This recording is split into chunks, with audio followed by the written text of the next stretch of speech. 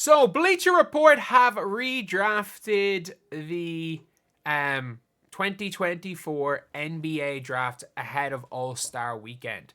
So this was about a week ago, and they redrafted it. So I think a lot of things are going to change. I think we see maybe Jaylen Wells into the top 10.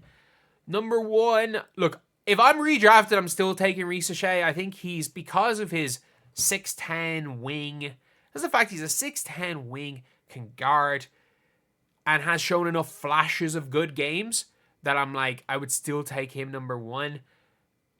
I think for me, if I have the number one pick and I'm the Hawks who need a big, I think now that they've traded they've traded Hunter, it is a little bit makes more sense to again still go for him.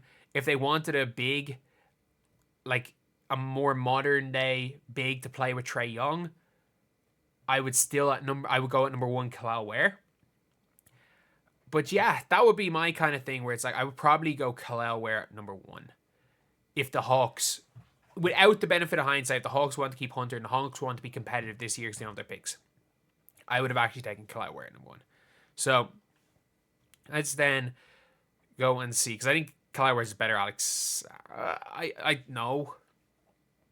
Like, this is what you're going to get from Alex Sarr. You're going to get good, you're going to get a lot of good, and you're going to get a lot of bad. It's what you've gotten from Alex Sarr his entire career, whether it be playing for junior national team, whether it be playing for the junior team at Real Madrid, whether it be playing in France, whether it be playing in OTE, whether it be playing over in Australia. You get a good game and then you get two bad games. Nothing has really changed from Alex Sarr. Like it says, outside of his offensive, quabble over his offensive efficiency if you must. He's a rookie, he plays on a Wizards team. It's not made life easy for him. Man, I think if he was playing on a good team, he wouldn't be playing. I stand by that. I don't think he'd be playing if he was on a good team. I think he's allowed. His efficiency's bad because he's allowed to do stuff because it's the Wizards. I think that's the only I think the Wizards are the reason he looks good, not the Wizards are the reason he looks bad. But yeah, so that would be my opinion on it. But I don't hate it. Stephon Castle at 2. Oh, sorry, the Wizards had Stephon Castle to the Wizards at 2. Do you take Stephon Castle over Zachary Risacher?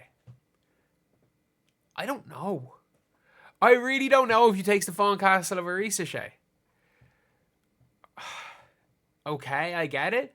But like, as great as Stephon Castle's defense being, he's probably going to win Rookie of the Year. I still think when it comes to Stephon Castle, his shooting splits, like everyone talks about Risacher's inefficiency. Stephon Castle has been more inefficient, and I get it. Like they're both been starters. The Hawks are better than the Spurs, and more people have just been watching the Spurs because Wemby plays them. So I still take Risacher. Did Reed Sheppard still going number 3? Like, I'm sorry. Kel'el Ware would be playing for the Houston Rockets. Stephon Castle Risacher would be playing for the Houston Rockets.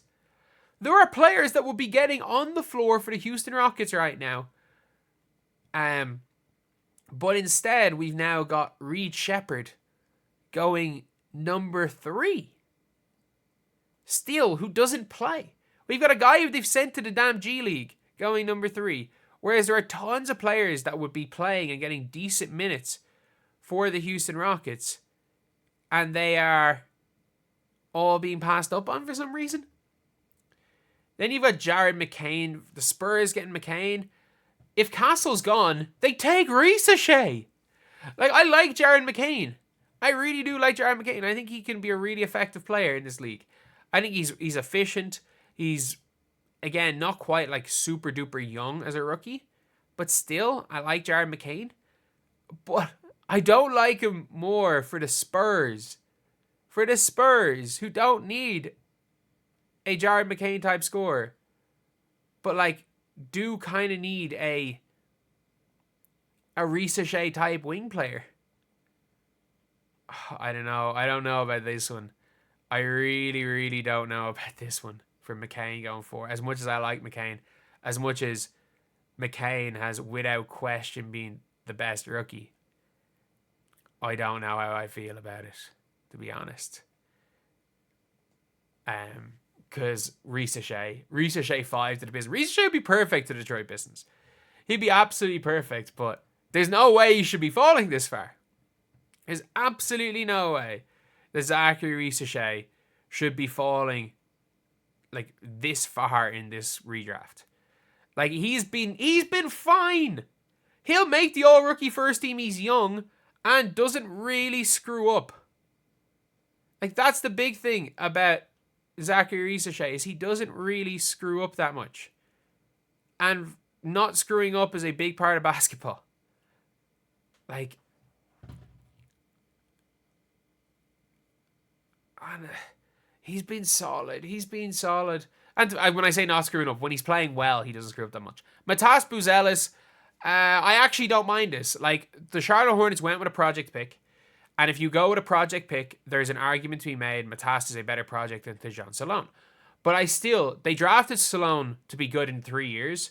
So I don't think Buzelis has been good enough to overtake Salone, considering he's a project player. Like, we can't just judge players by how they are today. Portland Trailblazers still take Donovan McClain. Yeah, I think they're happy with their choice. The Spurs take Jaylen Wells at 8. Like, Rob Dillingham still goes at 8 because the Minnesota Timberwolves still make that trade, and I still think they take Rob Dillingham. I don't like. Spurs literally did not have that pick. Original pick Rob Dillingham. Yeah, I think Jaylen Wells maybe goes there, but I still think Dillingham goes there. How does Topic go up in the draft? And also, why would the Spurs not, if the Spurs had this pick, or even if the Timberwolves, why would they not just take Kel'el Ware? Why would they not take Kel'el Ware? Like, there's absolutely no reason for Kel'el Ware to fall. And why has Nikola Topic gone up 3 picks? Because he tore his ACL. How does he go up 3 picks? For me, that makes absolutely no sense whatsoever.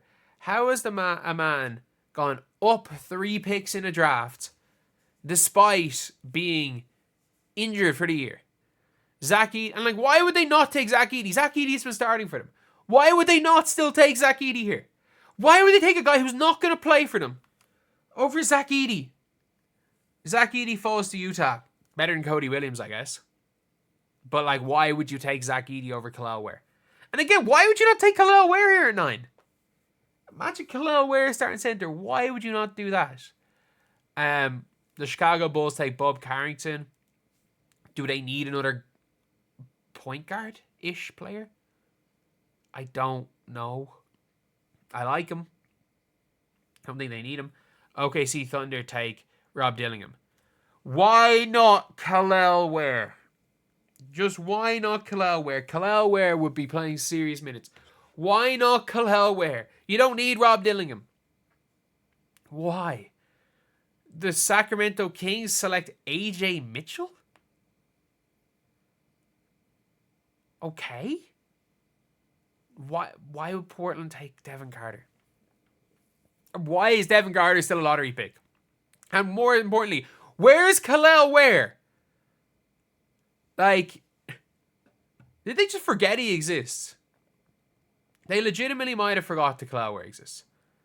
But Dalton Knecht, so many better picks for Dalton Knecht to Portland. I can't believe Dalton Knecht, they passed up on him. But like, and obviously this pick went to the Wizards then. Still, maybe Dalton Knecht are better players than this. Miami Heat take Justin Edwards. Oh my God. So in this redraft, the Miami Heat don't even take the best, one of the best picks in the draft. They don't even take the steal of the draft. They take a guy who didn't get drafted. They take, hot take, a 6'8" wing who defends his butt off and knocks down threes, can hit the occasional mid-range jumper, has enough of a handle to straight line his way to rim is valuable. He is not 15. 1, not 15, and 2, why did they pass up on Kel'el Ware? How is Kel'el Ware not going the lottery? How is Kel'el Ware? I thought he should have. My argument is that he should have gone number. I genuinely think you can make a good argument that Kel'el Ware should be going number 1 in a redraft. I think a very solid and sound argument can be made that Kel'el Ware should go number 1 in a redraft. And you've now got like...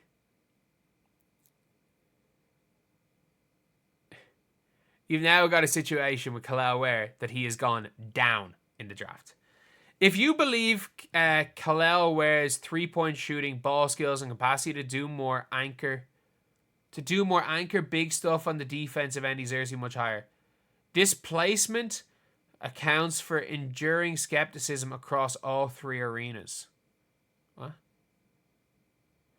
If you believe his 3-point shooting, ball skills, and capacity to do more anchor big stuff on the defensive end, he deserves to be much higher. What language is this translated from? Is this English? I mean that, like, this reads like someone has translated from a different language to English. Do you guys reckon this is English? Displacement accounts for enduring skepticism across all 3 arenas. Okay. Like, what arenas? Miami Heat's home arena, away arena? I don't know. But now we have got Ron Holland going to the Lakers. Why would the Lakers just not take Dalton Knecht again? That doesn't make sense. Just take Dalton Knecht again. I mean that. Just take Dalton Knecht again at this stage.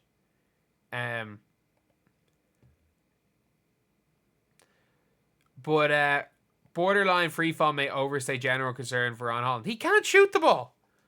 Like, I don't... Maybe you should go higher, but 18 Orlando Magic, Keyshawn George. Why not? Like, why would you take Keyshawn George over... Why would you not just take Tristan da Silva again? Like, yeah, I get it. Some players have different, like, archetypes, but, like, Tristan da Silva's been starting part of the year for you. There's no way you're passing Tristan da Silva. And also, why is Ryan Dunn falling to 19? Sorry, going up to 19, but, like, I've completely forgot. Ryan Dunn. How has he not been taken? Did Devin Carter get taken over Ryan Dunn in this redraft? Genuinely, how did Devin Carter get taken over Ryan Dunn? Ryan Dunn's defense is exhaustive and genuinely spans 4 positions. That on its own is worth a borderline lottery appearance. Despite a hot start from deep, his offensive wheel has very much to be determined. Have to expand his work as a screener, transition finisher, and or 3-point marksman to alleviate one-way concerns. He is a passable 3-point shooter. Even Messi going 20. Perfect pick. Absolute perfect pick, and he's only gone up 1. Even Messi still only going up 1 spot. He's been brilliant. Isaiah Collier to the Pelicans. Yeah. I actually like that. Collier has been playing really well. Jalen Tyson still going the first round. I don't know. Like, I still think it's hard to argue. I still think Deron Holmes is a good pick at the time. He just snapped his Achilles in the first preseason game. So I don't hate their first pick. Dalton Knecht would be perfect for Milwaukee. If you can get Dalton, that's great. Like, that's really good if you're Milwaukee Bucks. This would be a perfect player. Way better than the project than AJ Johnson. Like, I'm sorry. Like, you do not take a 6-foot tall point guard in the first round. Like, you just don't. Like, why would they not take Daddy? Like, he was a project player. Like, this makes no sense. Jameson Battle, like, stop just putting people from freaking players that are getting burned because their teams are tanking over Tristan da Silva. Like, how did he fall to 27? Brandon Carlson at 20 going in the first round? What are we doing here? Next, are we going to see Bronny James in the first round? Cody Williams falling to 29. Wow. That still might even be high for him, to be honest. Jacoby Walter going 30. Fair enough. Also considered, why is Kyle Filipowski not in the first round? Tidjane Salon fell out of the first round. Oh my god. Oh my god. How did he fall out of the first round? He was a project pick. I get it, he struggled. But, like, if Cody Williams, who has less upside, stays in the first round, how does someone fall out of the first round? I mean that. Like, how does that man fall ahead of the first round? Either way, sure, look, it is what it is. It is what it is. This is a crazy old situation. Crazy old video to record. But I will stand by this. How the hell did Kel'el Ware go down? Explain to me why AJ Mitchell is above Ryan Dunn. Explain to me how Nikola Topic, despite tearing his ACL and not playing a single minute of basketball, go up 3 positions. This makes no sense.